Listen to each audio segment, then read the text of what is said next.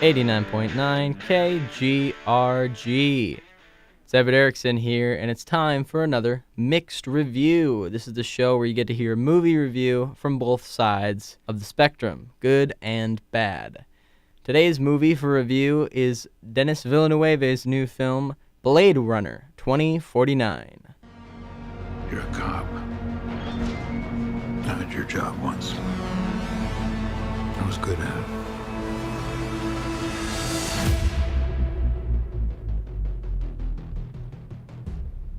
I know. What do you want? I want to ask you some questions. Let's start off with the good review.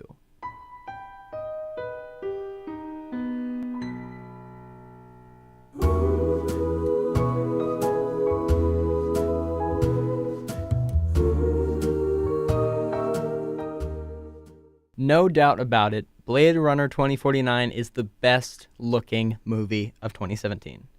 It has amazing lighting, framing, uses of color, unlike the which of any I've seen this year. The soundtrack by Hans Zimmer is amazing. I haven't heard a soundtrack this good from him since Interstellar. The effects are astounding. The cars, the guns, they have a familiar yet unique feel that's perfect for science fiction. And everything recalls back to the original Blade Runner. Oh, let's talk about the performances a little. This is by far the best Ryan Gosling performance since The Nice Guys. Robin Wright, Harrison Ford, and Jared Leto round out the cast in amazing performances, but also we have Bautista, Ana de Armas, and Carla Juri, which are filling these tiny little spots with just amazing acting and perfect characters. Oh, and by the way, without any spoilers, the movie has a perfect ending that sums up the franchise in an amazing fashion. And this was one of the first times I've ever been truly satisfied leaving the theater. And that's why I give Blade Runner 2049 5 out of 5 stars.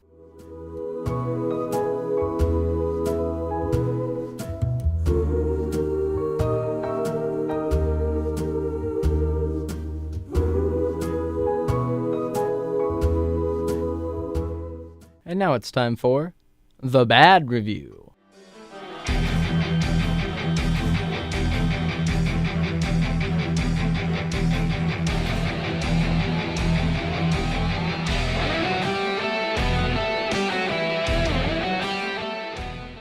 Okay, there's no denying that this movie looks amazing. And that's awesome. It's great that a movie can achieve this level of amazing cinematography. Blah, blah, blah. The story is so-so. So the plot is just basically investigation discovery meets Maori. Like, I thought this was a science fiction movie, not an episode of Jerry Springer. And at the end, there were just too many things just left in the air. Like, the ending was good. It has the perfect, thing where they do the money shot and then they cut to black and you're like, oh.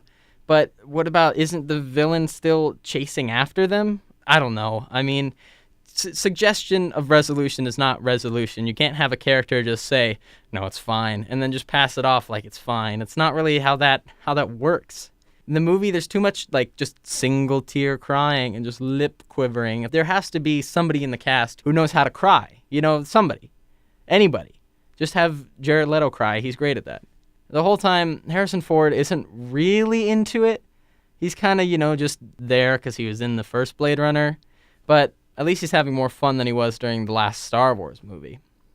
Okay, I'm sorry, but there were no doves in this movie. There were no doves in this movie. How can you do that? The key symbolism for the first movie is just abandoned. No doves. And instead, they just have this little wooden horse and a bunch of Pinocchio references, and it's like, it doesn't add up. I need the doves. This movie needed to have doves. Okay, that was all I had problems with it, just the doves. But still, come on, no doves. No doves. No doves. 0 to 5. 0 stars. No stars. No stars. Blade Runner 2049. No doves. No stars.